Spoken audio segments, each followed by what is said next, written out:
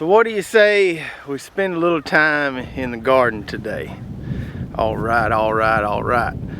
So I've got this plot behind me that contains a lot of our fall or cool weather crops. And I've got a little bit of space there left. And the last time we were planting some herbs in this plot, I asked you guys what you wanted to see me plant in that last little sliver there. I got some really good ideas, so we're going to finish out that plot today. But before we do that, let's check on everything else as far as our cool weather crops go. So we've got two plots here where we've got cool season vegetables planting.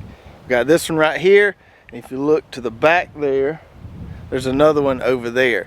And we're doing kind of two contrasting styles here, a more traditional or kind of the way we always do it with drip tape and we tilled the compost in versus doing a no-till system in that back plot over there. And in an upcoming video, I'm going to get into a little more details comparing those two situations. When we did a video talking about the no-till plot, we had a lot of good questions and comments, and I want to address a lot of those. So we're going to do that in an upcoming video. But right now, let's just see how this stuff is doing. So let's start off with our carrots right here. We've got two double rows of carrots planted, 4 different varieties here: Bolero, Envy, Purple Elite, and Yellowstone, I believe. And we got some nice germination there, as you can see. These are about a month, a little over a month old, so they're growing pretty fast. Nice, good coverage there. I do got this one little spot here where things just didn't come up as good as they should have. I don't know if I was a little too aggressive in weeding that early or what happened, but there's a little gap there. It's not variety specific or anything, because you can see good coverage there and good coverage there. So not quite sure what happened there, but everything else along the carrot rows is looking pretty good. Now I've been posting a few update pictures of these on our Instagram account and Facebook page. There's a little weed right there I need to get out. And a lot of people have been commenting on how thick we plant them. And if you go back to our carrot planting video, I told you that I like to plant them thick. I always plant them this thick. And people are asking, are you going to thin those out? And nope, I'm not going to thin them out. They always just seem to make room for one another. Yeah, we might get a few little carrots in here. With these things, they'll kind of just push each other out of the way, spread out, make room for one another. You can see they're planted really, really thick in there. There's at least one plant every half inch or so. We don't thin them out. We like a dense planting of carrots. That way when we go in here and harvest them, we can grab a whole bunch at a time, yank them out of the soil. Makes it really easy to harvest them, and we can grow a lot of carrots in a small space doing it this way. And even though these are only about 6 or 7 inches tall, these tops will get, you know, a foot, 18 inches tall in maturity. We can already start to see some of the benefits of planting on a double row like this. Once this foliage gets up like this, it's going to shade out this area between this double row here. So that's where our drip tape is buried there. And this is going to shade that out. We don't have to worry about weed control here between this double row. We did scuff up the soil with our single tine cultivator early on before this foliage developed, but now we're getting some nice shading there and getting a lot of carrots per 1 row of drip tape. And moving on down the line here, we've got 2 rows of kale right here. We've got this kind of frilly looking kale variety called Blue Ridge. Then we got our lacinato or dinosaur kale right here. Now, I must have been in a little bit of a hurry when I was planting this stuff, because that's not kale, that's a collard. And that's not kale either, that's a collard. But for the most part, this row is lacinato kale. We just got a couple stray collard plants there. That'll be all right. These things have a pretty similar growth habit. We'll just leave them there and it'll be just fine. So this Blue Ridge kale, this kind of frilly leaf kale, it doesn't get quite as tall over time as the lacinato does. But this stuff here is pretty much ready to pick. We could let these leaves get a little bigger if we wanted to, but this stuff would be good to harvest right now. So when we harvest it, we'll just pluck these little leaves off the bottom like that. We'll leave a few at the top so that plant can continue to grow and photosynthesize. And I really like this for eating raw in salads. It's got that kind of frilly nature to it. and a lot of surface area there to soak up some dressing and stuff. And you can saute this as well, but this is kind of my go-to raw salad kale right here, this Blue Ridge. And the lacinato or dinosaur kale here is a little slower than that Blue Ridge kale. You could harvest some of this right now. It's kind of baby kale leaves. Eat this on a salad too, or saute it up, or we like to make kale soup out of it. When you're harvesting this stuff, when it's kind of small like this and those stems haven't got really thick and strong yet, you have to be a little careful when you're plucking these off, because you don't want to uproot those plants. Once these things get taller and that stem gets nice and big around, you can just kind of yank those leaves off there. But on the first or second harvesting, we have to be a little bit delicate with it. And I also want to be sure when I'm harvesting this that I get all these leaves off the bottom as I harvest it. Kind of keep the bottoms clean. I don't want any leaves re-sprouting off the bottom here. That's going to make it easier to come in here with my single tine cultivator and kind of weed around these guys and keep everything clean along the row. And moving on along here from the kale, we got our Top Bunch 2.0 collards. And I was worried if we were going to be able to have collards for Thanksgiving or not, but it looks like we are. Some of these right here can be harvested pretty much right now. The leaves will get bigger. I like to harvest them about this stage when the leaves are about as big as my hand spread out. It's had a little bit of pest damage, not a lot. See a few holes right there. The camera shadow's in the way. But for the most part, everything looks pretty clean. We've been keeping them sprayed at least once a week with some BT, neem oil, hort oil, making some cocktails there. So collards are looking good, and we'll be ready for a harvest pretty soon. We'll have some of these on Turkey Day. And the last two rows of brassicas here currently, we have Brussels sprouts. We got, well, I don't have my piece of paper in front of me right now, but pretty sure this row here is Jade Cross, which is a hybrid. And this row here is the Catskill variety, one we just added this year. And they're looking pretty similar. I'd say maybe the leaves on the Catskill Brussels sprouts are a little larger than the Jade Cross right now. And Brussels sprouts, they just take some patience. We just have to kind of make sure we feed them well, get some nice big plants, hope for a little shot of cold weather to get some sprout production. But it looks like we're well on our way, if we can get a little cold weather, to having a decent little Brussels sprout crop here.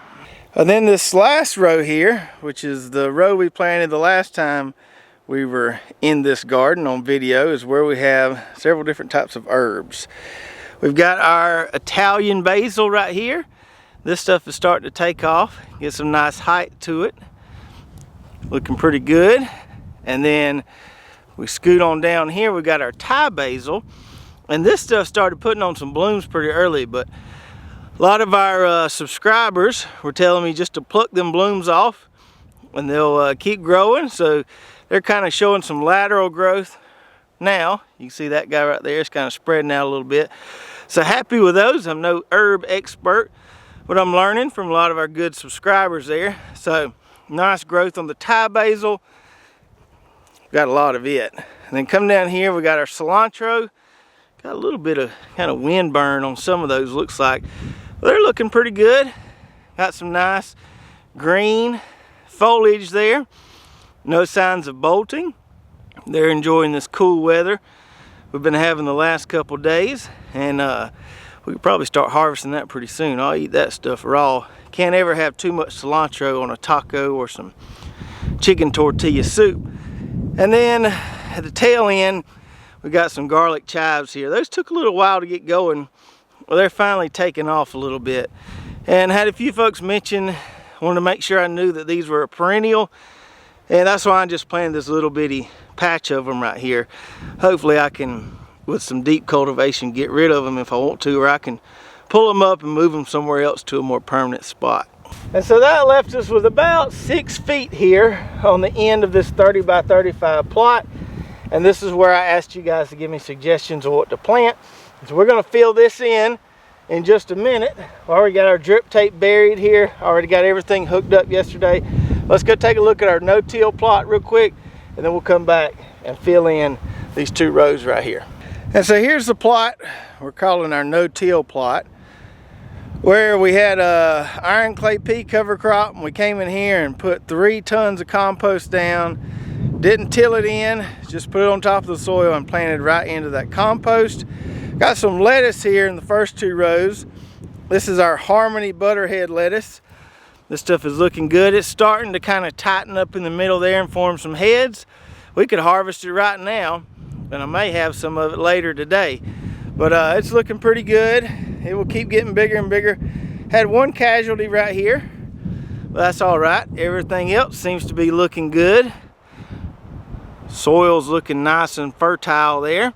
And in this row, we got 2 different varieties of red lettuce. And the dividing line is right here. So this is our Cherokee red lettuce. It will form somewhat of a head, but not a real tight head like the butterhead lettuce or like a romaine will. It's pretty heat tolerant, and it's been doing really well considering we've had a warmer than normal fall. Here we've got our Skyphos red butterhead, and you can see there that's starting to tighten up in the middle and form some heads. This stuff will get pretty big. But we can harvest it small when it makes small heads and just let the rest of it get bigger and just kind of eat away at it. Work our way along the row there until we knock it all out. Then we've got cabbage on the next 3 rows here. This is a row of all red cabbage, a variety called Red Jewel. It's looking pretty good. Now keep in mind, usually red cabbage, from my experience, it doesn't get as big as some of the green cabbage varieties, and that's okay. We just kind of know what to expect there. So some of these plants aren't quite as big as some of these green cabbage varieties we see here. And we've got 4 different varieties. Like I said, I don't have my piece of paper in front of me, but we got Cheers, Stonehead, Bobcat, and Early Round Dutch. And I'm not sure which is which. I think this right here is the Cheers. I think the biggest one so far is the Cheers. Grew that one last year, grew some massive heads of cabbage. Got some nice big leaves on there, which is a good sign. You always want to have some nice fertility early on with these brassicas like this. That's what's going to make a big head later down the road. 1 more casualty there. Not sure what caused that, but everything else has survived good. If we only lose 1 or 2 plants per this whole plot, we'll be doing just fine. So happy with how the cabbage is looking. There's some more right there with some nice big leaves on it. So it'll kind of spread out and form those nice big leaves, and then at some point it'll start tightening up, and that's when we'll get our head. Hopefully we'll get some nice 5-6 pound heads of cabbage out of here. And then these next 4 rows, we've got broccoli and cauliflower. So these 2 rows here are broccoli. We've got our Green Magic broccoli here. It's a nice heat tolerant variety. In this row, we've got half Emerald Crown and half Godzilla, and this is some of the best looking broccoli plants I believe I've ever grown. I'm just super happy with how these guys are doing in here. The Green Magic is a little bit bigger than, say, the Emerald Crown or the Godzilla at this point, but the other may catch up. This Green Magic just, you know, can tolerate the heat, likes the heat a little bit better, whereas these are more kind of cooler late fall varieties. We just wanted to kind of compare them in here. Broccoli, though, couldn't be happier with how it looks so far. It looks like we're well on our way to some nice big heads of broccoli there. Same thing with the cauliflower. Super happy with how it's looking.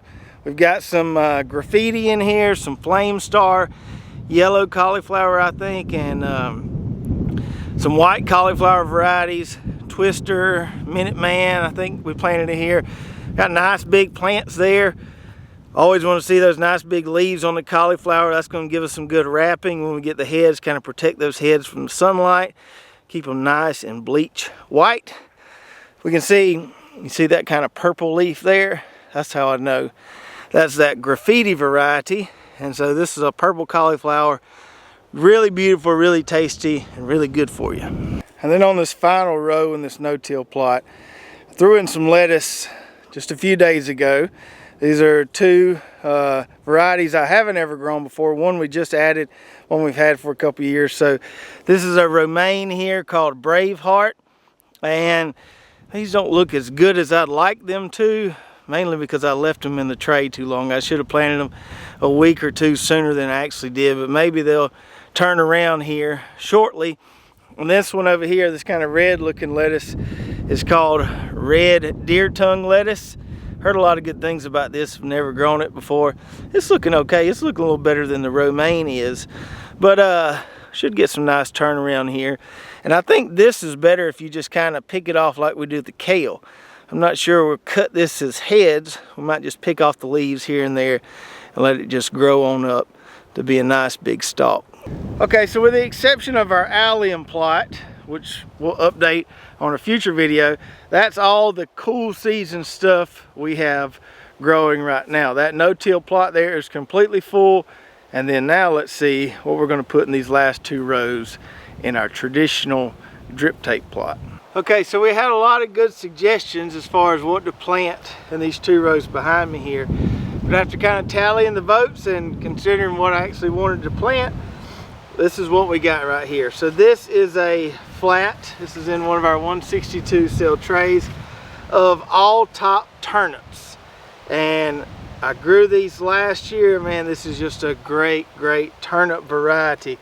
I had a lot of customers raving about these. Everybody seems to like them. And as the name suggests, it's all top. So if you don't really care for turnip roots, this is the way to go. These leaves are really nice and tender. Nice little flavor to them. Really mild.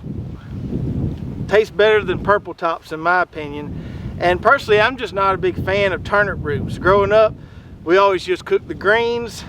Never been a real big fan of when people cook the greens and the roots together. I just like the greens. I don't hate the roots. I just don't like them with my greens. I just like turnip greens when I eat turnip greens. Now you can direct seed these real thick on a bed and it will look just like this. You come in and you can cut these and they'll grow back. You can cut them again. It's kind of a cut and come again type crop. But Dad had these in the greenhouse and just had an extra flat of them. So I said, heck yeah, I'll take them. I got just the right spot for them. So look at our transplants here. We can see, got a nice little solid root ball there. We can get these puppies in the ground and we're gonna plant these babies thick. So if you like turnips, you definitely need to give these all tops a try. In the second row, we're going to be direct seeding some rutabagas. Now, I started growing rutabagas a lot last year and had really good success transplanting them, but I don't have any transplants ready right now. And so we're just going to direct seed these guys. This is a variety I grew last year called Laurentian. Really good rutabaga. The greens on these are really awesome as well. So we'll harvest some of the greens until the roots get nice and big. Make us some mashed rutabagas. Love those guys. So we're gonna plant a row of all top turnips. We're gonna plant a row of rutabagas direct seeded, and that should fill up this plot. So I went ahead and turned my drip tape on there. Kind of bury up that end a little bit there. And we got 2 little mini furrows on both sides of this tape here. And I'm gonna plant these guys on double rows. You can plant these all top turnips really thick because it's a cut and come again type crop. I'm not really going to pay attention to where the emitters are every foot along this tape because we're going to plant them close enough together, it's not really going to matter. Looks like I got about 100% germination on this tray here. So I should have 162 plants here. And this row is 30 foot long. If we put them every 6 inches or so, that'll give us 60 plants per row, 120 total here, which should be plenty. And once these things grow up and get bigger, they'll shade out this middle here. We'll have to worry about any weed pressure here. So we're just gonna throw them in there thick, just kind of eyeball it. Put one every 6 inches or so in here. We're gonna plant on both sides of this tape. We'll come over here, put some plants. Like I said, with these guys, you ain't gotta be super exact with this. In my opinion, the thicker, the better.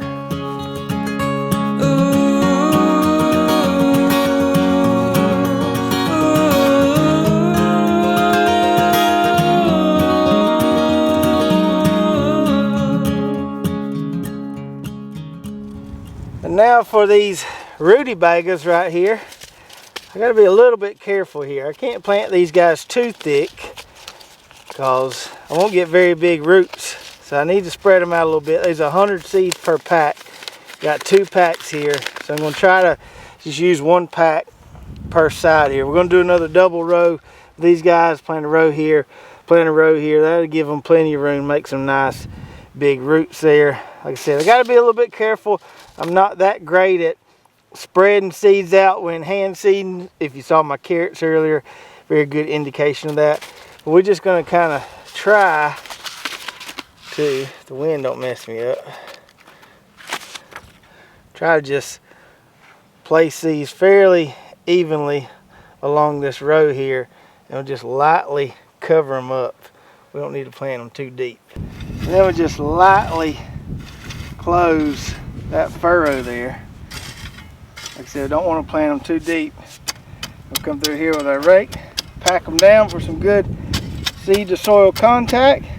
Let that drip do its work and soak that bed. All right, all right, all right. We got her did. We got both of our designated cool weather plots completely planted now. I want to thank everybody for giving me those suggestions of what to plant in here, and we'll be sure to keep you updated, let you follow along with the progress of the rest of the stuff in this plot, in addition to those all-top turnips and those rutabagas we just planted. Now, I do have a few more things that I usually like to plant in the fall and winter months that I haven't planted yet, and I don't really have room for at this point. One of those things would be beets. I usually grow a lot of beets, and I just haven't made room for them. I guess I just forgot about them. But I think when some of that lettuce is done in the next month or so over there in that no-till plot, we can take that row, come in there with some beets. I also want to give some spinach a try. It's been a long time since I tried to grow any spinach, so I'll try to squeeze that in there somewhere. As some of these crops kind of finish up and rotate out, we'll replace them with something like beets or spinach. That way we can kind of have a good variety growing through the fall and winter months. So if you're growing some of these all-top turnips now, let me know in the comments below how you like them. If you're growing rutabagas, let me know how those are coming along. If you haven't ever tried the all-top turnips, I would highly recommend heading on over to hosstools.com, pick you up a pack, and give them a try. I think you'll really, really like them. And be sure and stay tuned for our next few videos where we're going to be talking about comparing this drip irrigation kind of traditional tilled plot versus that no-till plot, and the advantages and disadvantages to each situation that we've seen so far. If you enjoyed this video, make sure to give me a big thumbs up. Don't forget to hit that subscribe button if you haven't already. Make sure to ring that bell so you get notified every time we come out with a new video. And if you did enjoy this one, check out these other two videos right here. I think you'll really enjoy those as well. We'll see you next time.